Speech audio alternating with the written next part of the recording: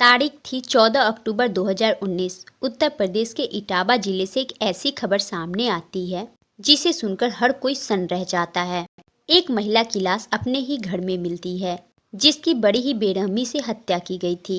मरने वाली महिला दिव्या मिश्रा एक जानी मानी एंकर की पत्नी थी। मामले की गंभीरता को समझते हुए तुरंत ही जांच शुरू होती है। जांच के बाद जब पुलिस वाले इस मामले का खुलासा करते हैं तो हर कोई शॉक्ड रह जाता है। ये मामला था धोखा, विश्वासघात और मर्डर का। तो आखिर दिव्या मिश्रा की हत्या किसने की थी? हत्या का कारण क्या था और इस मर्डर के पीछे किसका हाथ था? चलिए सब कुछ जानते हैं डिटेल से इस वीडियो में। आगे बढ़ने से पहले जल्दी से क्राइम की कहानी नंबर 1 चैनल को सब्सक्राइब कर बेल आइकन जरूर दबा ले। तो चलिए अब कहानी पर वापस आते हैं। जैसा कि हमने बताया, यह घटना 14 अक्टूबर 2019 की है। उत्तर प्रदेश के इटावा जिले में एक जगह है कटरा बाल सिंह कॉलोनी। यहीं पे एक मकान में दिल्ली में काम करने वाले टीवी एंकर अजितेश मिश्रा अपने परिवार के साथ रहा करते थे। उनकी पत्नी का नाम था दिव्या मिश्रा। शाम का समय था, तभी दिव्या का ससुर प्रमोद मिश्रा किसी काम से अपने बहू से मिलने आते हैं। दरवाजे पर वो कई बार आवाज लगाते हैं मगर घर के अंदर से कोई रिस्पॉन्स नहीं मिलता है। फिर वो दरवाजे को हल्का सा धक्का देते हैं जिससे दरवाजा तुरंत खुल जाता है। जैसे ही प्रमोद मिश्रा घर के अंदर दाखिल होते हैं, उनकी आंखें फटी की फटी रह जाती है। घर में पड़ी उनकी बहू दिव्या मिश्रा खून से लथपथ बेसुध पड़ी हुई थी। प्रमोद मिश्रा अपनी बहू को लगातार उठाने की कोशिश करते हैं मगर दिव्या कोई रिस्पॉन्स नहीं देती है। फिर प्रमोद मिश्रा मदद के लिए आवाज़ लगाते हैं जिसे सुनकर आसपास के भी कुछ लोग घर के अंदर दाखिल हो जाते हैं। स्थिति को देखते हुए लगभग कंफर्म हो जाता है कि दिव्या मिश्रा की जान जा चुकी है। अब तत्काल ही इस घटना की जानकारी पुलिस को दे दी जाती है। जानकारी मिलते ही पुलिस की टीम मौके पर पहुंच जाती है। शुरुआती जांच में ही पता चल जाता है कि दिव्या की मौत सर पर किसी भारी चीज के हमले की वजह से हुई है। इसके अलावा घर के बाकी सामान भी इधर उधर बिखरे हुए मिलते हैं। देखने से लग रहा था कि घर के अंदर लूटपाट की गई है। जांच में कोई कसर न रह जाए इसलिए तुरंत ही फॉरेंसिक टीम को भी मौके पर बुला लिया जाता है। इधर पुलिस अपनी जांच आगे बढ़ाती है। उधर दिव्या की बॉडी को जांच के लिए पास के ही अस्पताल भेज दिया जाता है। पोस्टमार्टम रिपोर्ट आने पर खुलासा होता है कि दिव्या के सर पर किसी भारी चीज से वार किया गया था मगर हमला जिस चीज से किया गया था वो चीज घर के अंदर कहीं नहीं मिलता है। इसके अलावा घर से कोई ऐसी वस्तु भी गायब नहीं होती है जिससे पक्के तौर पर कहा जा सके कि वास्तव में ये हत्या लूटपाट के दौरान की गई है। इसके अलावा खोजी कुत्ते घर के लोगों के इर्द गिर्द ही घूमना जारी रखते हैं। इससे पुलिस वाले को दाल में कुछ काला नजर आने लगता है। कुछ संकेत मिलने लगते हैं कि इस घटना में शायद हो न हो घर के ही किसी सदस्य का हाथ है। फिर भी पुलिस वाले अपनी जांच आगे बढ़ाते हैं। आसपास रहने वाले लोगों से पूछताछ भी की जाती है। इस पूछताछ के दौरान कुछ लोग बताते हैं कि एक नौजवान को उन्होंने इस घर के अंदर जाते देखा था। लोगों द्वारा दिए गए हुलिया के आधार पर पुलिस अखिल कुमार सिंह नाम के एक युवक को अपनी हिरासत में लेती है। अखिल कुमार सिंह दिव्या के पुराने जान पहचानों में से एक।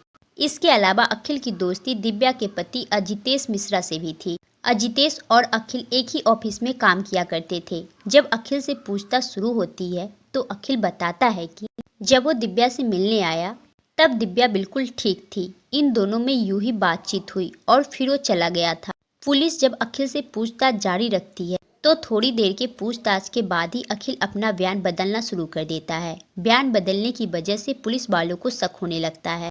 शायद अखिल को कुछ ऐसा मालूम है जिसे वो छिपा रहा है। अखिल के बदलते बयानों के बीच पुलिस वालों के सवाल और तीखे होने शुरू हो जाते हैं जिसमें अखिल उलझता चला जाता है और आखिरकार एक समय बाद अखिल ऐसा खुलासा करता है कि जिसे सुनकर हर किसी के रोंगटे खड़े हो जाते हैं।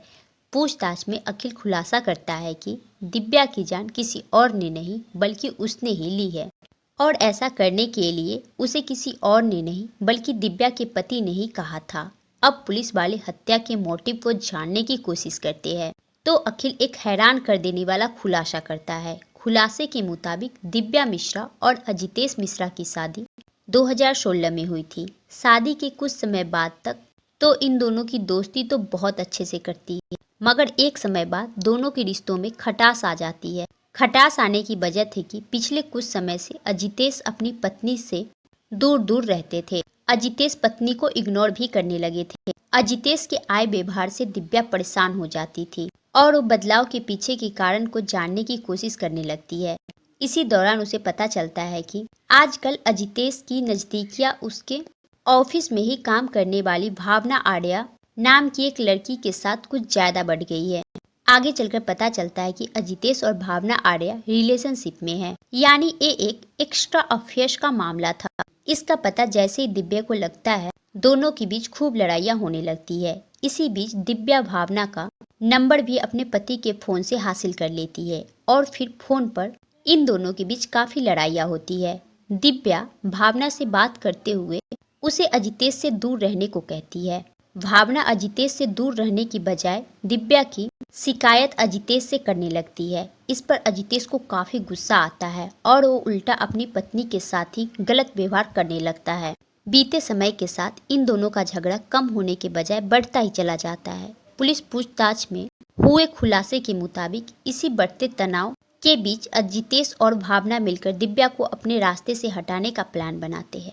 पहले तो अजितेश और भावना की प्रोफेशनल अपराधी से दिव्या की हत्या करवाने का प्लान बनाते हैं, मगर इन दोनों को डर सताने लगता है कि अगर उन लोगों ने ऐसा किया तो पुलिस की पकड़ में आने की संभावना कुछ ज्यादा होगी। इसलिए ये दोनों सोचते हैं कि ये काम किसी भरोसे वाले से करवाया जाए। फिर ये लोग इस काम के लिए साथ में ही ऑफिस में काम करने वाले अखिल कुमार सिंह नाम के दोस्त से कांटेक्ट करते हैं। अखिल की दोस्ती अजितेश और भावना से भी थी। ये तीनों एक ही टीवी चैनल के ऑफिस में काम किया करते थे।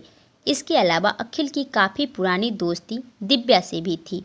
वो अक्सर अजितेश के साथ दिव्या से मिलने घर भी जाया करता था। अजितेश और भावना अखिल से मदद मांगते हैं और थोड़ी ना नुक्कड़ के बाद अखिल अजितेश और भावना की मदद करने के लिए तैयार हो जाता है।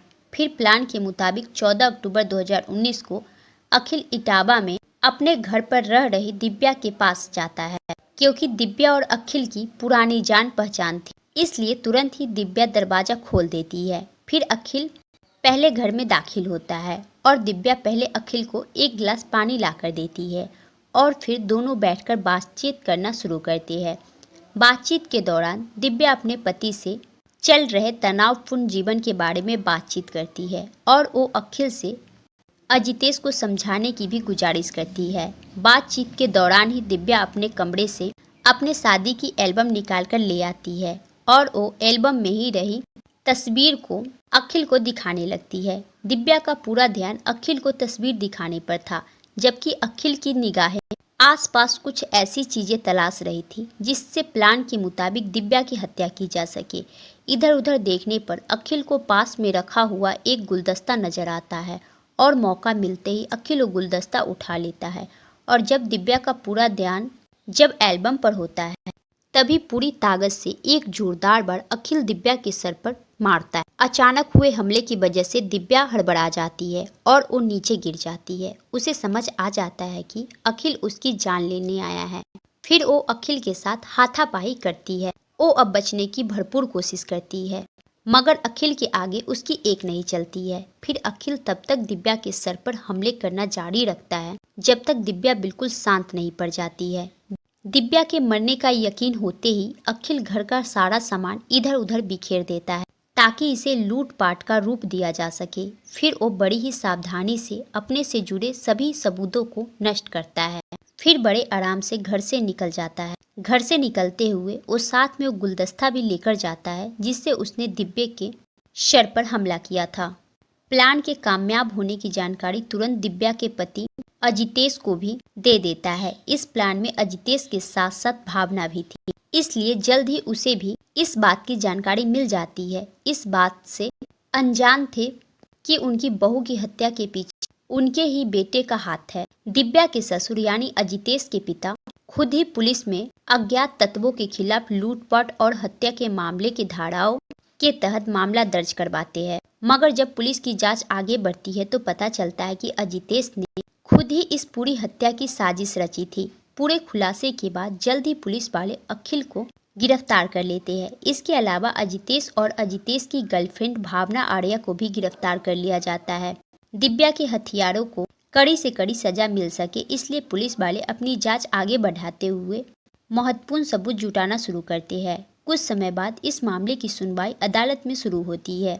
पूरी सुनवाई के बाद अजितेश मिश्रा और अखिल को दिव्या की हत्या के लिए उम्र कैद की सजा सुनाई जाती है, जबकि हत्या की साजिश में अहम भूमिका निभाने वाली भावना आर्या को भी 14 वर्ष के कैद की सजा सुनाई जाती है। फिलहाल तीनों मुजरिम अजितेश मिश्रा, अखिल कुमार सिंह, भावना आर्या जेल में अपने किए की सजा काट रहे हैं। दोस्तों, अदालत ने तो इन तीनों को सजा दे दी है। हम इस फैसले का पूरा सम्मान करते हैं। फिर भी अगर आपको मौका मिले तो आप इन तीनों को क्या सजा देंगे? कमेंट बॉक्स में जरूर बताइएगा। हमारी मेहनत पसंद आई हो तो इस वीडियो को लाइक करते हुए शेयर भी कर दीजिएगा।